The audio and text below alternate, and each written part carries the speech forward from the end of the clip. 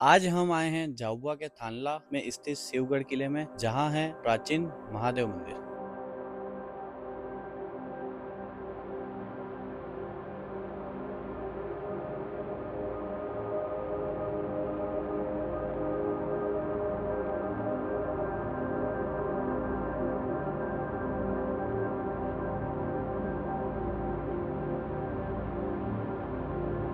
तो ये है शिवगढ़ की सालों पुरानी दीवार है, जिस पे मैं चल रहा हूँ अभी।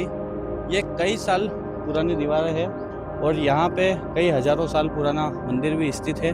अभी हमारे साथ है संजय जी भाबर, जो कि शिवगढ़ का इतिहास हमारे साथ साझा करेंगे। शिवगढ़ के बारे में आप क्या जानते हैं? शिवगढ़ के इस किले के बारे में हम हमारे दादाजी के पास बैठ कर के जितना हमने सुना है, और दादाजी बताते हैं कि ये जो किला है ये हजारों साल पुराना किला है। यहाँ पर नागा साधुओं का राज हुआ करता था। यहाँ पर जो शिवलिंग स्थापित है वो एक सिद्ध स्थल है यहाँ पर, जिसकी वे पूजा अर्चना करते थे। और यहाँ पर 12 ऐसे गांव थे जिनका नेतृत्व इस शिवगढ़ के माध्यम से होता था। ये शिवगढ़ का किला नागा साधुओं के बाद में अंग्रेजों के समय यहाँ पर खुमान सिंह करके जो राजा रहे हैं, उनके आधिपत्य में ये किला यहाँ पर रहा है। और इस किले की विशेषताएं, यहाँ पर पूरे क्षेत्र का जो केंद्र होता था, यहाँ पर पूरा बहुत बाजार लगता था और काफी रतलाम, खवासा और आसपास के क्षेत्र से भी यहाँ व्यापार के लिए व्यापारी यहाँ पर आकर के अपना व्यापार का कारोबार करते थे यहाँ पर। साथ ही यहीं से पास में भगवान शिव का मंदिर है। कहा जाता है कि उस समय वह मंदिर हवा में उड़ के जा रहा था, उसको नागा साधुओं ने उस मंदिर को वहां पर उतार करके और स्थापित किया। सुनने में थोड़ा सा इस प्रकार की चीजें लगती है कि क्या यह भी सच हो सकता है, लेकिन कहते हैं ना कि मानो तो भगवान है, ना मानो तो पत्थर है। और हमारे हिंदू धर्म में इस प्रकार की बातें लगभग सत्य ही है कि जिन्होंने उनके तप और तपस्या से इस प्रकार के चीजें उस समय उन्होंने की थी। तो इस प्रकार की जो बातें हैं वो हमारे दादाजी हमको बताते हैं। दादाजी यहाँ के राजा के पास रह करके पढ़ाई भी करते थे, और मेरे दादाजी के पिताजी जो हैं स्वर्गीय वर सिंह जी, वो राजा के साथ में शिकार के लिए भी जाते थे। यहाँ पर अंधेरी बाग और चांदनी बाग इस प्रकार की जो व्यवस्था थी यहाँ पर एक लंबी सुरंग भी है, जो सुरंग इस किले में ही है।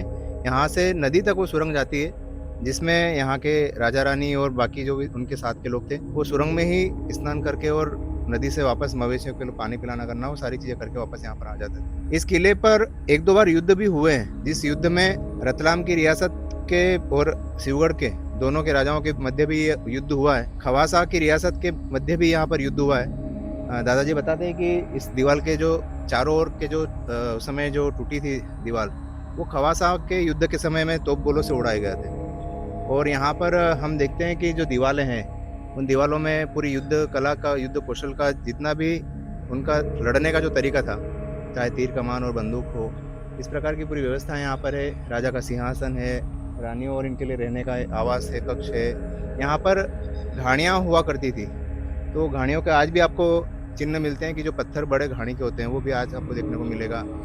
और यहाँ पर जो बावड़ी है, उनके जल स्रोत के लिए बावड़ी यहाँ पर स्थापित है। इस प्रकार के किले से जुड़ी हुई छोटी छोटी बहुत सारी बातें हैं जो हमको हमारे बड़े बुजुर्गों से सुनने को मिलती है। आज मुझे खुशी हुई कि आप इस प्रकार से हमारे क्षेत्र में और मशहूर शिवगढ़ के किले को आप अपना झाबुआ के माध्यम से लोगों तक यहाँ की जानकारी पहुँचाओगे। हमारे झाबुआ का नाम भी रोशन होगा, मध्य प्रदेश का भी नाम रोशन होगा, कि पुरातत्व विभाग भी इन सभी बातों को उन सभी में संरक्षित करने का काम करेगा। मैं आपका बहुत बहुत धन्यवाद करता हूँ, और आगे भी इससे जुड़ी जानकारियाँ हम आपको हमेशा देने के लिए हमेशा उपलब्ध करेंगे। धन्यवाद। तो धन्यवाद आपका। को ये वीडियो देख के आपको क्या लगा, और आपको इसके बारे में कुछ इतिहास पता हो तो आप भी कमेंट सेक्शन में बताइए इसके इतिहास के बारे में। धन्यवाद।